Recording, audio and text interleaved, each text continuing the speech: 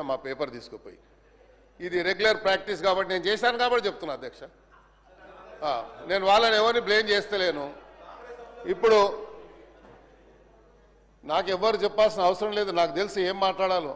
అందరికంటే senior MLA నేను sir. ఇంకోటి ఈడబ్ల్యూఎస్ కాలనీ నేను మినిస్టర్ ఉన్నప్పుడు ఫౌండేషన్ నుంచి కాలనీ కట్టించాను. ఆ ఈడబ్ల్యూఎస్ కాలనీలో ఒక వ్యక్తి వెంకటరెడ్డి అని 5-6 ఇండ్లు వాళ్ళకు కొంచెం డబ్బులు అప్పు కింద ఇచ్చి అన్ని ఇండ్లు లాక్కొని 6 ఫ్లోర్లు వేశారు. నేను complaint zonal commissioner complaint with pictures court ఆర్డర్తో సహా పంపించాను. ఈరోజు వచ్చే ముందు ఎంఆర్ఓ గారికి, తహసీల్దార్ గారికి, అదేవిధంగా డీసీ గారికి పంపించాను. యాక్షన్ తీసుకుంటలేరు. ఈడబ్ల్యూఎస్ కాలనీ అది పర్మిషన్ ఎలా వచ్చింది?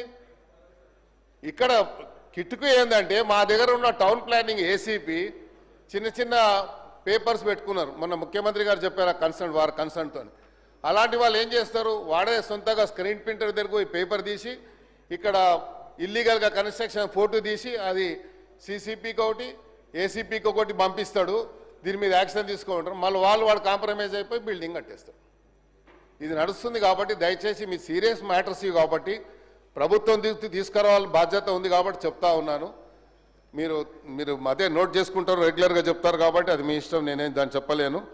కాబట్టి ఇలాంటి ఎవరైతే సోషల్ మీడియాని మిస్యూజ్ చేసుకొని ఇలాగా అందరినీ బ్లాక్మెయిల్ చేస్తూ ఉన్నారు, ఇది చాలా హైదరాబాద్ సిటీలో చాలా పెద్ద ఎత్తున నడుస్తుంది.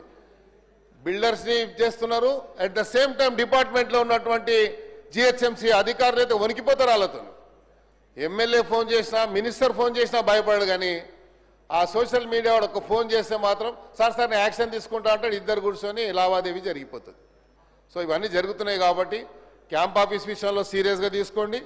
తర్వాత ఈ ఈడబ్ల్యూఎస్ కాలనీ ఏదైతే ఇల్లీగల్గా కట్టాడో అది ఇమ్మీడియట్గా డెమాలిష్ చేయాలి. ఎందుకంటే పబ్లిక్ అంతా వచ్చి నా మీద పడతా ఉన్నారు. క్యాంప్ ఆఫీస్ లేకుండా నేను హైదరాబాద్ సిటీలో ఉంటాను కాబట్టి 100 మందితో డైలీ ఇంటరాక్షన్ ఉంటుంది అధ్యక్ష. వాళ్ళని కూర్చోబెట్టుకోవడానికి కూడా మనకు ఇబ్బంది అవుతుంది. కాబట్టి నా క్యాంప్ ఆఫీస్ గురించి కూడా దయచేసి మరి నోట్ చేసుకుంటారని చెప్తారు. కాబట్టి మీరు ఒక డైరెక్షన్ ఇవ్వండి. Thank you. అధ్యక్ష,